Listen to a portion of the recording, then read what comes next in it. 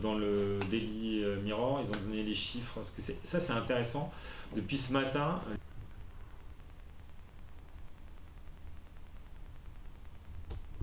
la vidéo par exemple, des archives vidéo là. Encore. non. On a des choses sur notre chaîne YouTube. Il faut savoir que le trafic d'espèces sauvages, c'est le 4e trafic illicite dans le monde, après la drogue, la traite humaine et le trafic d'armes. Donc on peut s'attendre à ce type de dérapage.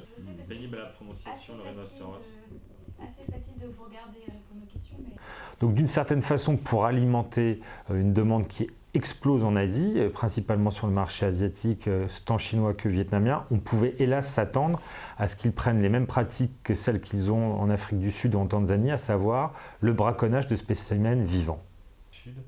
Et qui est super bien fait avec une équipe d'investisseurs. Le rhinocéros fabrique sa corne à partir de kératine, donc c'est le même matériau que nos ongles.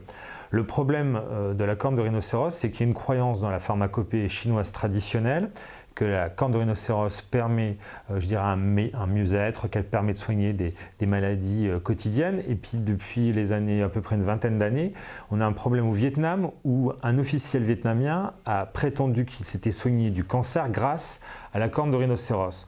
Donc quand on voit qu'actuellement, tant en Chine qu'en Vietnam, la population a un pouvoir d'achat qui augmente, il y a un vrai attrait pour la corne de rhinocéros, même si a priori c'est un placebo, il y a cette croyance qu'elle peut soigner même le cancer.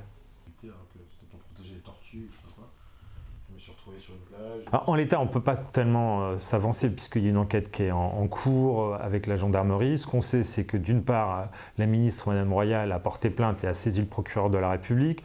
On sait que Europol est sur le coup parce qu'il y a des vrais enjeux. En Europe, il y a à peu près 300 rhinocéros. Rien qu'en Grande-Bretagne, il y a 111 rhinocéros.